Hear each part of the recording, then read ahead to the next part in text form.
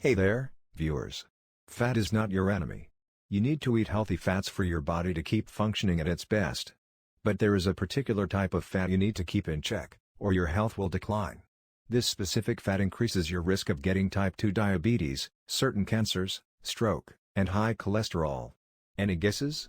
We're talking about visceral fat. In today's video, we'll be sharing 5 facts about this type of fat and how it's harmful to your body.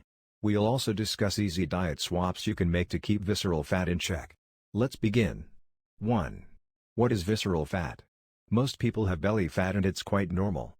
You can even say it's healthy to have belly fat, as it helps with insulation and protects your important organs. Along with that, you also need to remember your body uses fat as a storage place for energy.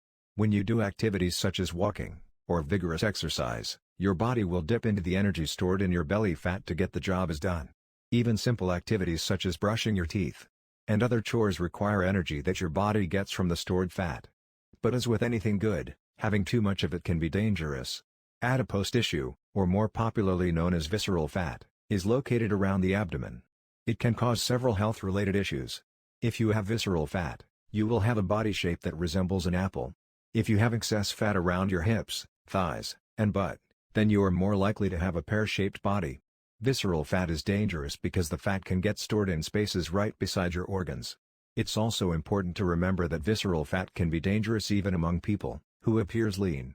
It also showed this type of fat to have inflammatory properties compared to the other fat in your body. Visceral fat discharges hormones that cause inflammation. Not only does this affect the health of your organs, but it can also cause chronic diseases like diabetes and heart-related issues. Research has shown visceral fat can also cause insulin resistance. This is because visceral fat produces retinol-binding protein 4, or RBP4, which increases insulin resistance. What sort of body shape do you have? Hourglass, pear-shaped, or apple-shaped? Do you struggle with belly fat? What are you doing to reduce your waist size? Share your concerns and experiences with us in the comments below. 2. Diagnosis. You need to keep track of how much visceral fat you have. It's not always possible to run to the doctor. The only accurate ways to do it are through MRI or CT scans. But these are expensive and will take up a lot of your time. There are other methods you can use at home to determine how much visceral fat you might be carrying. While these may not be completely accurate, they can give you a ballpark to figure of how much trouble you might be in. Research suggests that visceral fat makes up around 10 of your body fat. So, if you can calculate how much body fat you have totally, taking out 10 will determine how much extra visceral fat you're carrying. There's another easy way to determine whether or not you may be in danger. If you're a woman, your waist should not be over 35 inches. With men, it's 40 or more. If your waistline is higher than those measurements, you could be in danger. You can also try the waist-to-hip ratio method at home to see whether your visceral fat is at a dangerous level. For this, you will need to stand up and find the smallest part of your waist and measure it. Usually, this is found just on top of the belly button. This will be your waist circumference. The next step would be to find the widest part of your hip or buttocks and measure it. This would be your hip circumference. When you divide the waist circumference with that of your hip, it would be your hip-to-waist ratio. According to research, this ratio should be below 0.85 for women and below 0.9 for men. If your waist-to-hip ratio is higher than this, it means you're suffering from abdominal obesity. This could also serve as a sign of diabetes. Looking for answers on all the latest health and wellness news? Hit that subscribe button, and join us for more health tips and facts. Stay up to date on all our great content. 3. Diet swaps. There are no miracle foods that completely get rid of the visceral fat on your body. But you can change your diet, which will help you in the long run.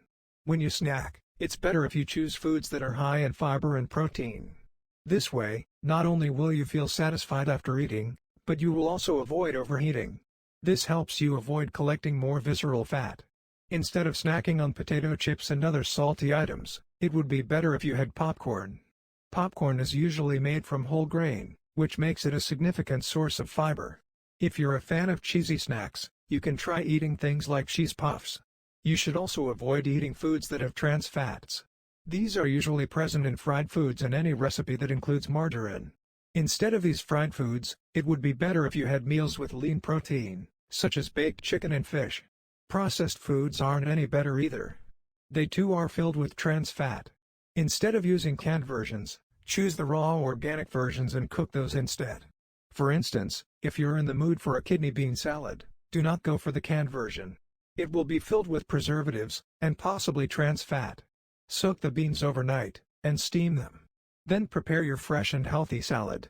If you're running short on time, and you need to have the canned ones, make sure you read the labels properly.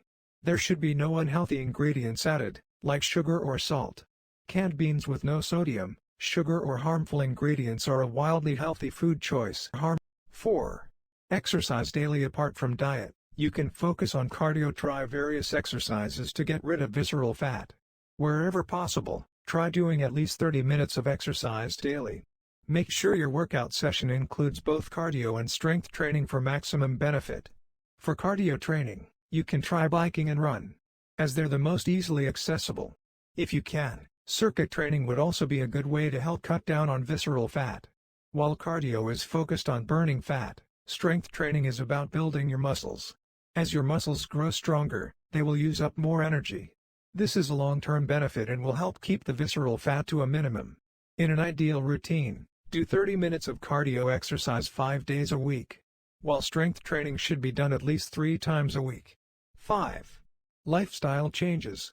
Making some lifestyle changes can also help bring down the visceral fat in your body. When you're under stress, your body releases a hormone called cortisol. This hormone raises the amount of visceral fat stored in your body. So, it's necessary to reduce your stress levels as much as possible. You can look towards meditation and deep breathing to help you. There are also some stress management tactics you can explore to see what works for you. You must keep track of your visceral fat at all times. This gets pretty tricky, as visceral fat is not something visible for you to track. If you don't keep a lookout, it can be dangerous for your health in the long run. Did you know how harmful visceral fat was before watching this video? Will you now be trying to reduce your visceral fat? Let us know in the comments below.